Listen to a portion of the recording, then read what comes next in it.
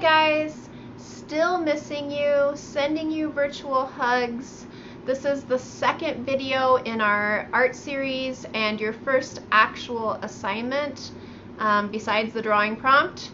So you can follow along with me and do your assignment at the same time. Feel free to pause it or fast forward it where you need to. So let's get started. For this project, you will need crayons. You do not have to have a whole box of crayons. 4 to 5 colors would be nice. Whatever you've got, honestly. And a pencil and some paper. Hopefully some plain white paper if you don't have plain white paper. Again, whatever you have. 2 sheets of paper, or if you do not have 2 sheets, then you can use 1 sheet and fold it in half and do half of a sheet. If you happen to have oil pastels, and I know parents and guardians might not know what those are. I've talked to one of my friends and she said that her daughter was coming home from school asking to use oil pastels and she had never heard of them before, had no idea what that was. That's okay. Your students know what they are. If they don't remember, you guys looking at this will definitely remember what oil pastels are. I know a few students have told me that they have art kits at home and they have oil pastels in them. So if you happen to have oil pastels, they will work a little bit better for this project. But crayons work fine. If you do not have crayons, then you can try some other writing utensils. I don't think pens or markers would work.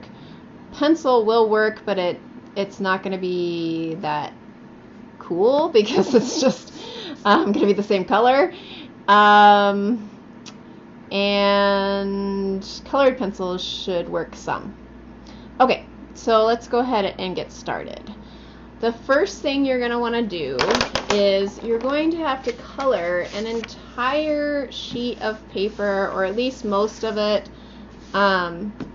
with crayon. And thick and dark, pressing hard. We've talked about pressure in art to make darker and lighter values. This is definitely going to be a dark value. You're going to be pressing really hard. And don't color on the table like I just did. Press really hard and color the whole thing in. And you can do however you want. I'm just going to take one color and then another color. Wow, those are similar colors. Right next to it, and keep like switching colors and doing kind of like a whole little section of one color and then another color. And it can be kind of blended into it. And I'm going to do that all over my whole page, which I will fast forward, or I'll stop it and start again when I've got this whole thing colored in. But a couple tips before then. Again, pressing really hard, coloring it all the way, and you really don't want very much white to show. I know in some of mine you can kind of see white. I might go back over those areas. And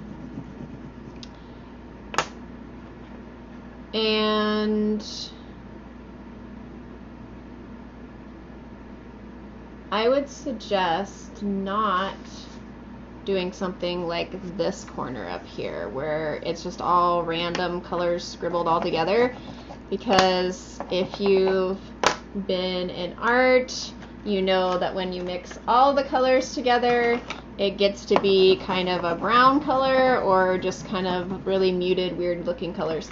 So it looks better for this project if you kind of stick to one color in one spot and then switch to another color and another color. And Miss Lisa had problems. She did this first. She tried it first for me. And she had problems with the yellow and orange showing up. My yellow and orange with these, the School Smart brand crayons, worked fine, showed up fine.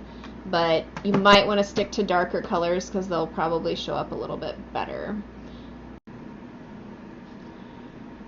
So I know it's a little bit of hard work to get your whole paper all colored in with crayon, but it will be worth it. I think it'll be worth it. I really love this project. I think it's really cool. It reminds me of printmaking, which is probably my favorite type of art. Now that we've got this sheet all colored in, this is where your second sheet of paper comes in and your pencil. If you folded a sheet of paper in half, then your colored side will be on the inside and you'll draw on the top where you fold it over. You can do this a couple different ways. You can just line up your sheet on top and go ahead and start drawing and draw whatever you want, but you will not be able to erase from the final product because the final product is going to be on this side of your paper. So that's the reason I sketched mine out to begin with, because I wanted to be able to erase, and I was drawing something that I needed to practice drawing first. So confession time. I told you guys I was going to do the drawing prompt along with you from my last video. The drawing prompt was the meaning of your name, and I did not do it until now, which is why I'm doing it. The meaning of my name was from Lassie, which used to be a place in France.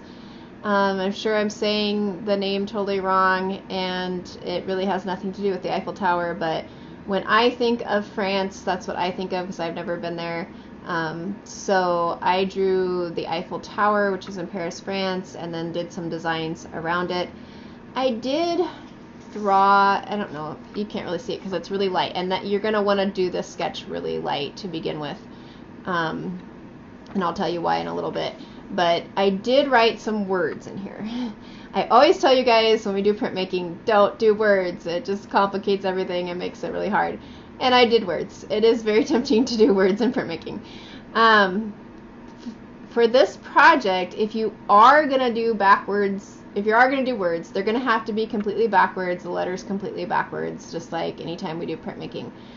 And I would not suggest holding this up to the window, drawing your design first, holding up to the window, and drawing through to the other side so that your words are backwards, because the other side of your paper is going to be our final product, and you don't want to have pencil lines all over that side also. So you're going to have to draw them backwards on this side, and then you could hold it up to the window and turn it over and look through and see if you can read it, and if you can read it, then you know you've written your words correctly. Or you could hold the front side up to your mirror, and if you can read it in the mirror, then it means that you've written your words correctly. So enough about backwards words. If you want to keep it simple, just don't do any words. You're going to line it up exactly with your paper. Oh, a couple other things though for my art students. You can draw whatever you want on this assignment as long as it's school appropriate. So it doesn't have to be from the drawing prompt.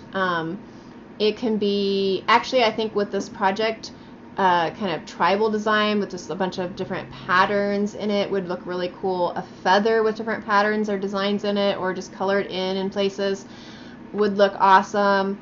A medicine wheel would be cool, but it would be hard to get the correct colors in each section. So maybe not that unless you want to just have it randomly colored. A lot of my students like to draw unicorns and ice cream cones. Those would be awesome for this project. Some students like to draw marshmallow and Fortnite logo, and that would be great for this project. Cars and trucks some students draw. That's, you know, pretty much anything that you want to draw would work for this project, as long as you're not doing words or putting your words in backwards. Again, if you're going to do the Fortnite logo, it would have to be backwards. Okay, so you're going to line up your paper with the paper underneath, and that is so if you need to start over again, or you don't get all your lines in the first time and you need to do it again, that you know exactly where to line it up to. So I would line it up to the edges. You could even put a little piece of tape over on the side to hold it in place if you want to. And then you're going to trace over your lines if you already have them, or just start drawing. But you're going to draw really hard, really dark. So you're going to press really hard and make your lines really thick. In fact, you might want to draw over your lines a couple times just to make sure that they're on there really dark, because that is what's going to show up the best. And I am going to skip ahead to when I've drawn this whole thing so that you guys don't have to watch me just tracing over lines for a long time. And when I've got it all drawn, I'll come back and show you how to do the next part. Okay, we are ready for the final step. I did forget to mention earlier the reason why you draw it lightly to begin with, and that is so you can see where you've drawn and have not drawn. I have not drawn in my words left. I'm going to finish that up with you guys. So you can see my letters are really light, but everything else is pretty dark. So I can tell where I've already drawn over it and where I haven't. So I'm going to go ahead and finish that up now and draw my letters in backwards. Hopefully we'll be able to read it. And then we'll do the very final step, which is a really simple step and the funnest part.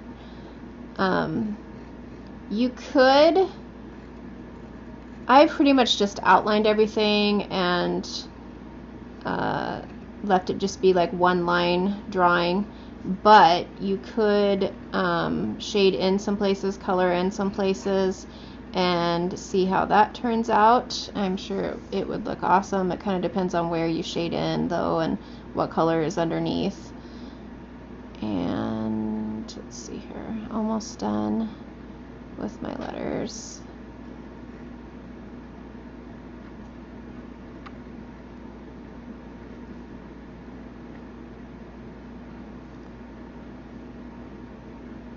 Okay, let's go ahead and see what this looks like. My first time seeing it too. Let's see.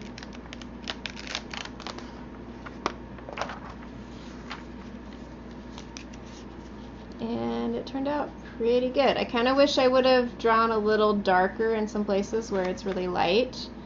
In fact, I really wish that, like in this place and that place. So in that case, what I would do is turn it back over, line it up again, and draw over those places. I might do that and then show you guys the end result. The really cool thing about this is that you can keep using this sheet, this that you've colored in. You can use it many times. You can put another sheet down on it and draw on it, and then pull it back and keep using it over and over, and you will get the crayon print of your drawing on the back side of the other sheet. So I'm going to go ahead and go over this in some places so that it shows up a little better. Okay, I am back. I colored in with pencil some of my areas a little darker, and I actually did shade in some of these shadows under the edge of the Eiffel Tower, and drew lines over the places that I thought were too light once again. So we're gonna see what that looks like, and it turned out pretty nice, I think. It's my print of my drawing. I wrote "look for beauty" on there because I feel like that's really important right now. For my students, please post pictures of what you've done of your assignments somewhere on the Todd County Facebook page, on the Google Classroom for 3 through 5th, wherever you can find a place that we can get it. Please post pictures of what you've done. And a drawing prompt for this week is what is your favorite thing at home, a favorite thing about home, or just what the word home means to you. So think about that this week, and I will see you again later this week. Oh, that reminds me. I think 3 times a week was a little ambitious, and so I'm planning on doing 2 videos a week. We'll see how it goes, and I will see you guys next time. Bye!